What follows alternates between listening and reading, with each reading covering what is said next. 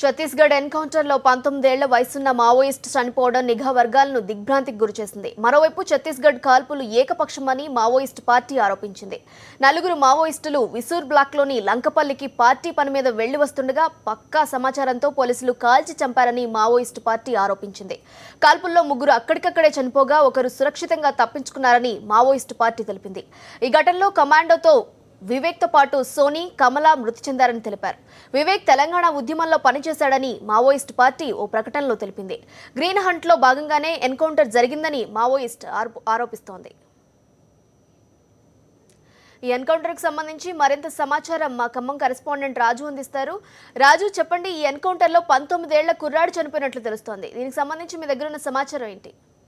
కొంతకాలంగా స్తబ్దుగా ఉన్న మావోయిస్టులు ఆ సమయంలో భారీగా కేడర్ రిక్రూట్మెంట్ చేశారు. ఛత్తీస్గఢ్ మహారాష్ట్ర బోర్డర్ లో బాగా బలపడ్డారు. ఛత్తీస్గఢ్ లో మావోయిస్టుల కార్యకలాపాలు పూర్తి స్థాయిలో కొన్ని ప్రాంతాల్లో పూర్తి స్థాయిలో పట్టు సాధించడంతో తమ ఆధీనంలో ఉన్న ప్రాంతాల్లో పట్టును ప్రదర్శించడం కోసం ప్రధానమంత్రి పర్యటన నేపథ్యంలో కూడా వీళ్ళు అనేక దాడులు చేయడం, కొంతమంది గిరిజనులను అదుపులోకి తీసుకోవడం, అనేక మైండ్ ప్రూఫ్ వెహికల్ ని పేల్చివేయడం, ఇట్లా ఇన్ఫార్మల్ ని చంపివేయడం, ఈ విధంగా తమ ఆధిక్యాన్ని ప్రదర్శించడానికి ప్రయత్నం చేశారు.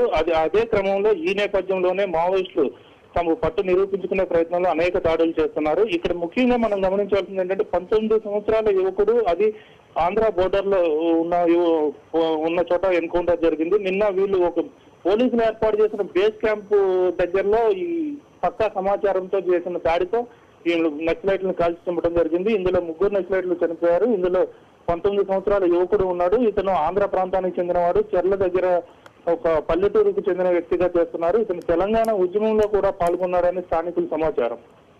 అలాగే ఈ ఎన్కౌంటర్ కేవలం బూటకమని మావోయిస్టులు అంటున్నారు. మరి పోలీసులు ఏమంటున్నారు దీనికి సంబంధించి?